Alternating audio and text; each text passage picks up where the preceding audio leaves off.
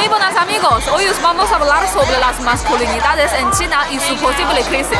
Eso es, en los últimos años, más bien décadas, se están viendo grandes cambios en la forma de ser hombre en muchos países modernos y el gigante asiático no es una excepción. Buf, hoy está esto lleno de gente porque para muchos es el último día de vacaciones por el año nuevo. En el último vídeo intentamos viajar a la antigua China y aunque probablemente entonces la experiencia de ser hombre era bastante diferente, lo que no ha cambiado es que sigue habiendo modelos dominantes o hegemónicos que toda persona identificada con el género masculino debería seguir en la medida de lo posible. Desde hace unos años en China, uno de los modelos más importantes se puede resumir con la expresión Gao Fu Shuai, que significa alto, rico y guapo. Alto, rico y guapo. ¿A quién me recuerda eso? A ti no. Fijaos en que ya de entrada no hay ninguna referencia a la fuerza física, rasgo que en otros países o culturas sí solemos encontrar más estrechamente asociado a los hombres. Y aunque esta expresión por sí sola no demuestra nada, enseguida veremos que hay más hechos apuntando en esta dirección. Para empezar, en cantidad de países occidentales sigue muy vivo el ideal atlético y a menudo hipermusculado que han popularizado las producciones cinematográficas desde hace ya décadas. Cuando yo era un chaval teníamos a Sylvester Stallone y Arnold Schwarzenegger con sus musculitos y sus películas de acción en las que siempre se jugaban la vida de la forma más espectacular y absurda posible. Y aunque ahora las cosas son diferentes, no cabe duda de ello, el género de los superhéroes, por ejemplo, ha contribuido a mantener esos roles. ¿Y qué evolución hemos visto en China? Pues se podría decir que ha ocurrido más bien lo contrario. A ver, aquí también hay algunos héroes influidos por el cine de los Estados Unidos que están muy fuertes físicamente, de esos que se lían a tiros a la mínima para acabar soltando algún chascarrillo más o menos ingenioso, pero no es lo mismo. Ahora en la China continental el actor más famoso de este tipo es Wu Jing, pero no hay muchos más. Por supuesto seguimos teniendo películas bélicas ambientadas en las guerras del siglo pasado, también las de artes marciales, a veces hasta podemos encontrar una mezcla de ambas, pero quizás no son tan populares entre los más jóvenes.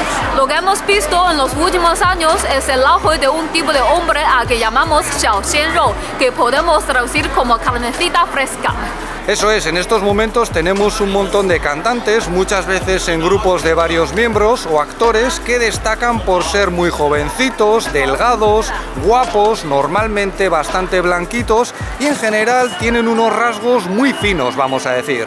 Y aunque algunos ven en todo esto una feminización de los hombres, ya lo veremos enseguida, estos chicos no tienen por qué ser amanerados y el hecho de ser un carnecita fresca en principio no tiene nada que ver con tu orientación sexual. De hecho, yo creo que este modelo es una variante del ideal que hemos mencionado al principio de ser alto, rico y guapo, o sea, las bases para que surgiese ya estaban ahí. Y es posible que ahora mismo algunos hombres heteros clásicos, entre comillas, os estéis riendo al ver a estos chavales, pero os aseguro que tienen un éxito tremendo entre las mujeres. Y no solo eso, también gozan de mucha aceptación entre los propios hombres y yo creo que ya son el modelo hegemónico entre cierta parte de las nuevas generaciones. Yo me he fijado en un nuevo programa que está teniendo muchísimo éxito y que consiste en formar grupos de cantantes y bailarines. En él participan famosos de diferentes edades y a mí me da la sensación de que han intentado convertir a treintañeros, cuarentones e incluso algún que otro cincuentón en este tipo de nuevo hombre.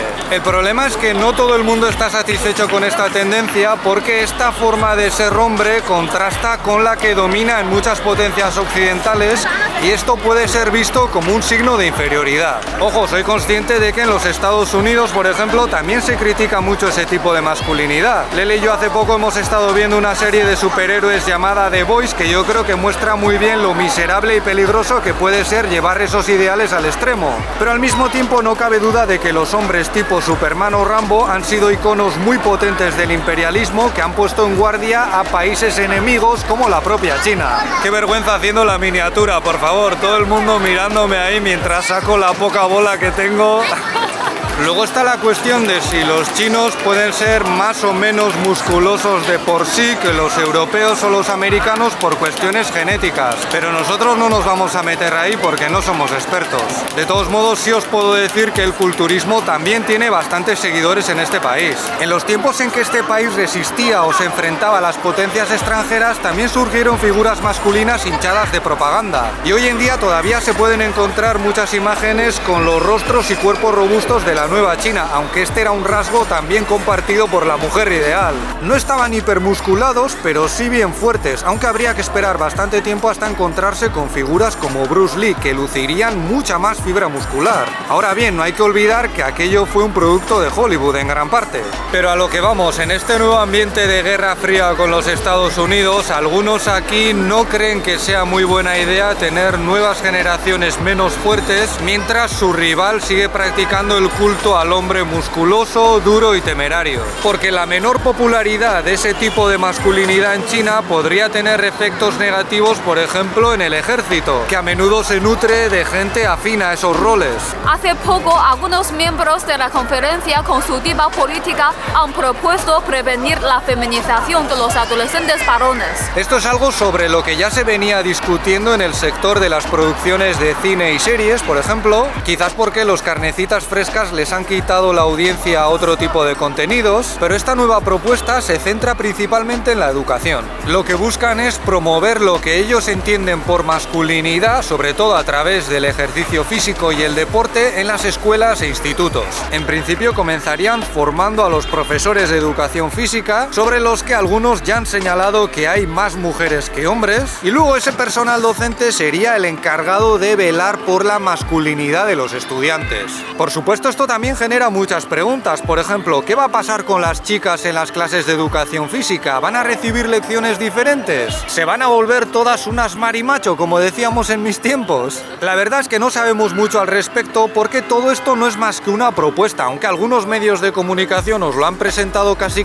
como una política en marcha. Además, ha recibido unas críticas tremendas en internet, porque sí, en este país se puede opinar abiertamente sobre ese y muchos otros temas. Más allá de masculinidades y feminidades, yo personalmente creo que los jóvenes chinos necesitan hacer algo más de deporte. Los veo un poco flojos. Pasan muchísimas horas estudiando y esto a menudo es en detrimento de la formación física. A mí me choca mucho porque en España, en mi zona, es muy importante. Yo a menudo le suelo decir a Lele y a su madre que me gustaría que Beibei creciese en un lugar en el que pueda jugar y correr libremente. Pero ellas me miran como si estuviese diciendo una tontería, porque es algo que ahora mismo no se valora demasiado. A lo mejor la aparición de los carnecitas frescas no se debe tanto a la feminización de la juventud, sino a que la sociedad ha puesto la formación escolar muy por delante de la formación física. Porque yo creo que también se ha visto el mismo fenómeno entre las mujeres, aunque ha llamado menos la atención. Me da la impresión de que el número de princesitas, entre comillas, se ha disparado en los últimos años. Detrás de esta moda reciente de ponerse ropas tradicionales también podría haber cierto complejo de florecilla delicada que no parece preocupar a nadie, porque el contraste con las mujeres de otras generaciones también es muy grande. Entre las mujeres de la edad de la madre de Lele, muchas han trabajado en el campo y hasta en la construcción, que tampoco es un sector tan raro para ellas. Yo diría que hoy en día en este país dominan unas masculinidades no muy ortodoxas y en la práctica hay mil maneras aceptables de ser hombre. Yo, por ejemplo, necesitaría un año de dieta y 1 kilo de maquillaje para entrar en la categoría de carnecita fresca. Y Lele, ¿tú cómo me sueles llamar? Lao La Rou. Que podríamos traducir como tocinete ahumado y bien curado. Además, se valora cada vez más que participemos en las labores domésticas y de crianza, cosa que en la China tradicional ni hablar. Aunque yo no lo hago apenas porque soy un peligro y no tengo tiempo, muchos maridos chinos cocinan y veo a cantidad de padres muy cuidadosos con sus hijos. Lo de ser alto, rico y guapo es un ideal y la gran mayoría andamos ahí en un grado medio más o menos aceptable. Pero también hay quienes se alejan peligrosamente de ese ideal y la sociedad ha creado categorías especiales para ellos. Por ejemplo, hace ya tiempo os hablamos de los jiaosi, que podemos traducir literalmente como pendejo, porque comparten el mismo significado original. Pues bien, ese término se suele aplicar a los hombres que no cumplen con los rasgos mínimamente deseables. Es decir, a aquellos que no tienen un aspecto muy agradable, que ganan poco dinero, que trabajan en sectores con una vida muy sedentaria y sin tiempo para socializar, o a los que tienen aficiones que no despiertan pasión entre las mujeres, precisamente. Sobre este tipo de hombres se ha hablado mucho en China. Yo tengo un colega sociólogo en el noreste del país que hizo una investigación sobre ellos, pero en los últimos años este tema ha dejado de ser tan importante y se está hablando cada vez más y de forma más directa sobre las condiciones laborales de estos hombres, que seguramente son una causa muy importante del fenómeno. Y al loro con esta categoría, porque tú puedes ser todo lo fuerte que quieras, tener unos músculos increíbles, pero seguir siendo un pendejo. Porque si apenas ganas dinero y encima te pegas todo el día trabajando, pues no tienes ni tiempo ni manera de encontrar pareja. También hay otro concepto que a Javi le hace mucha gracia y es el de Xiaobailian, carita blanca. Yo también tengo carita blanca, ¿no, Lele? Sí. ¿Pero puedo ser uno de ellos? No, no te dejo.